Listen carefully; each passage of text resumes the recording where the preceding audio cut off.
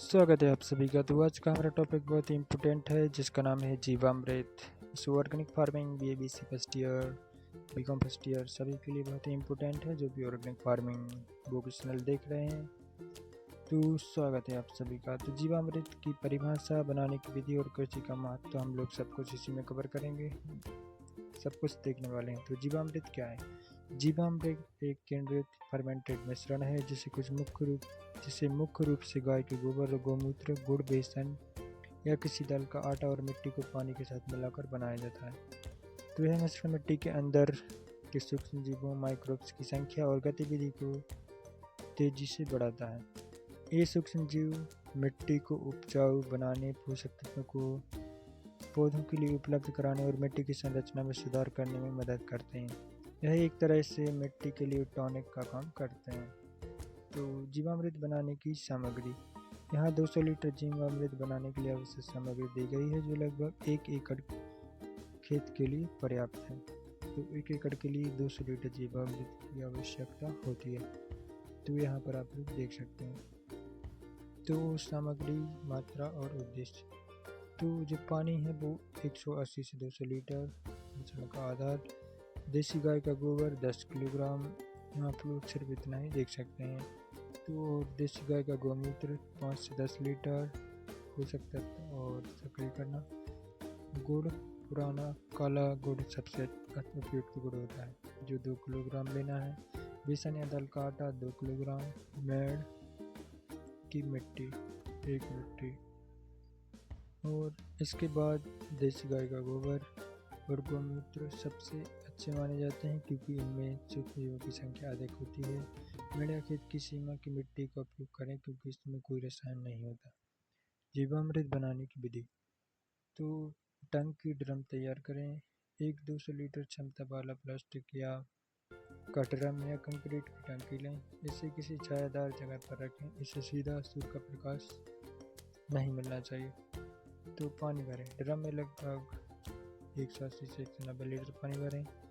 सामग्री मिला। सबसे पहले गोबर, गोमूत्र, गुड़ और बेसन आटा को पानी में अच्छी तरह से घोल लें। सुनिश्चित करें कि कोई गांठ ना रहे।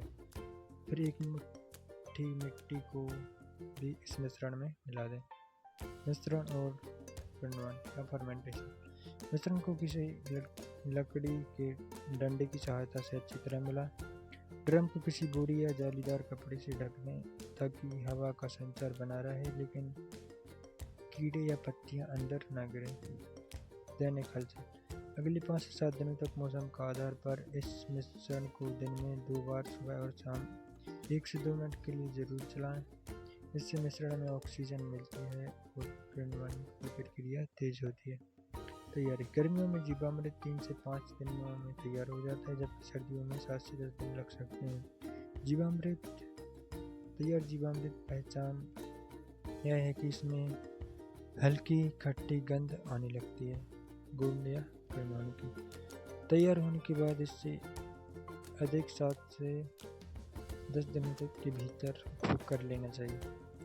जीवामृत का उपयोग कैसे करें? तो जीवामृत को कई तरह से फसलों पर इस्तेमाल किया जाता है। सिंचाई के साथ, जिसे हम ड्रेजिंग कहते हैं, सबसे आम प्रभावी तरीका। तो इस प्रकार आप देख सकते हैं। तो सिंचाई के पानी के साथ जीवामृत को घोलकर खेत में दें। 200 लीटर जीवामृत लगभग 1 एकड़ के लिए पर्याप्त होता है। इसे ड्रिप इरिगेशन या फ्लड इरिगेशन बाढ़ सिंचाई के माध्यम से दिया जाता है।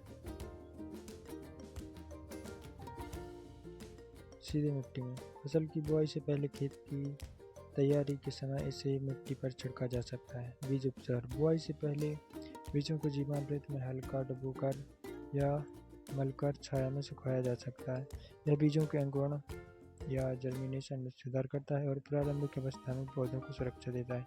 तो जीवामृत के लाभ। मिट्टी की उर्वरता बढ़ाता है। यह मिट्टी के जैविक कार्बन और सूक्ष्मजीवों की संख्या को बढ़ाता है। पोषक तत्वों की उपलब्धता। तो मिट्टी में पहले से मौजूद अघुलनशील पोषक तत्वों जैसे फास्फोरस, पोटाश को पौधों के लिए आसानी से उपलब्ध कराता है। पानी धारण क्षमता।